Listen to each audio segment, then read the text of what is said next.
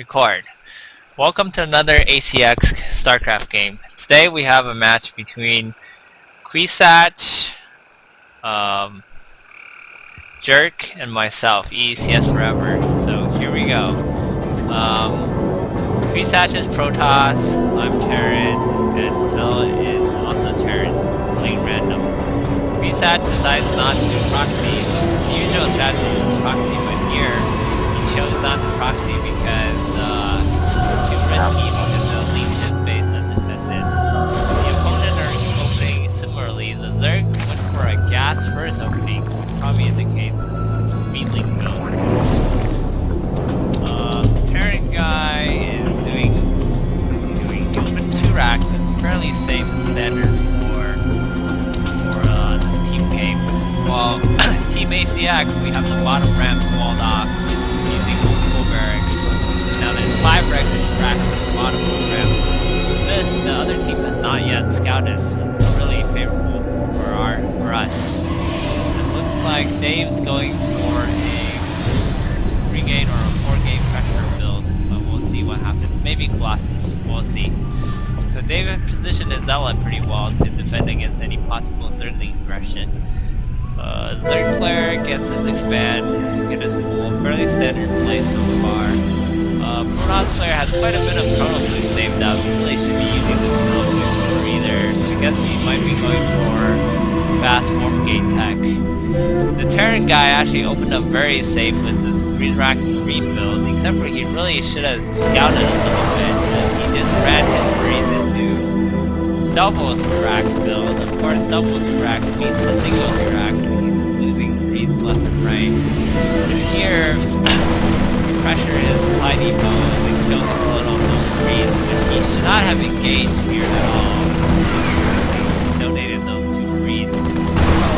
And this is a really strong position because he can no longer produce Marines as long as the Marines hang out in that area. All the Marines popping out will die, but pressure forward to pick off his SCVs. That was pretty bad, the fact that he used his SCV forward. Thunder Step was decent, a little bit better. Now he decides to run his SCV. He should have ran his SCVs a little bit earlier. Dave wants to pause because I forgot why Dave wanted to pause. Thunder Step could have been a little bit better. Like, gonna be because your computer was getting laggy. Oh, I see. Right now, at this point in the game, I think we should just auto-win because the fact this Terran player is so far behind. If you look at the unit tab, this Terran player is down to 9 harvesters, while his allies are at 17 and 27. While the red player, which is David, he's at 25, I'm at 24, and Phil's at 21. So given our substantiable, is that a word? Substantial? No, it's not. What's the right word? Substantial. Substantial, thank you. Substantially. We should just auto-win, but I guess I underestimated our opponent a little bit and just watched these Marines up. These Marines are controlled really badly and some of them just died, and the other guys also died. So by losing this Marines, actually we gave them a chance of fighting back just in the game. So we'll see what happens. This Protoss player microed his units pretty well. He kept his expensive units alive while the Zealots died. Okay, the Zealots are expendable, but what you want to keep alive are these sentries. They're the most precious units, and the Stalker almost died. That was kind of bad, actually. He should have really just lost all the shield on that Stalker and then microed back. Dave has a pretty strong build. He could be getting the +1, which would make this a little bit stronger for the Colossus. SCV production on this part and continued SCV production on Jerk space. Very good. Let's see what they're doing on the other side. This orange Protoss has been building fairly consistently, except for I think he has too much production structure. No. Going up to 5 gates on 1 base. I don't know if I agree with that decision. He should be doing 4 gate and then saving his 5th gate's mineral to build a Nexus. I guess he's already building the Nexus, so the Zerg player has the expansion, but he doesn't quite have enough drones because of the early pressure we put on him. The Terran player, he's doing okay, given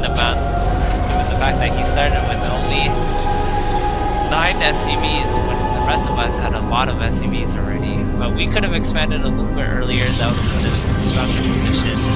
Dave took a dangerous expansion because he left a safe expansion for me and Philip here. So it's advisable that he adds cannons, and I think that's what he does. So at this point in the game, our army should be actually quite, so total for our team, the army tab is about 2,700 minerals, about 3,000 now. For them, it's almost 3,000, so it's comparable army size. Here I think we should have pushed, and we did. We have some Colossus, so this is looking really good for us at this point in the game. I don't see anything that's strongly countering the Colossus. So let's take a look how this battle unfolds. The Hellions spot the army. Here comes the Colossus. Oh, the Marines walked forward a little bit too much. They took some free shots from the Zealots. That was kind of bad on my part. Now the Colossus should be doing a lot of work on these guys. But all the beasts are not dead. So, oh, and here comes the Purple Mutalisk to the rescue. Even though we won the ground battle because the Marines are just microing, these Colossus are gonna die. They should actually be running home right now. So, we were leading, and at this point in the game, actually, I think we're behind. If you look at the units lost, actually, you can't really tell from the units lost, but let's look at the army tab. If you look at the army tab, I guess it's still fairly even, but we gave up all the advantage we had. If you look at the supply count, I think it's still a fairly even game at this point, but we had a huge advantage going into the early game because of all the damage we did for free on Yellow's base. We're practically, didn't really hurt too much. And Dave, he's making probes. Should really be making probes on both nexus instead of just the natural expansion nexus. And this guy here, the blue, is even worse, not producing any SCVs with both. There we go. So here, the yellow is planning to expand on this position, and by sieging his tanks, has a really strong position on this point. And I think I did not expect yellow to have this many siege tanks this quickly. I was expecting him to have 1 or 2 siege tanks, in which case I would just aim through here. But because of the fact that he had 4 siege tanks, this battle is actually quite bad for us. Well, I tried to pull back some of my Marines to save them, and they did stay alive, and they did kill some of the Mutalisks here. But there was just not enough Marines. No, there was enough Marines. But this position is very fragile.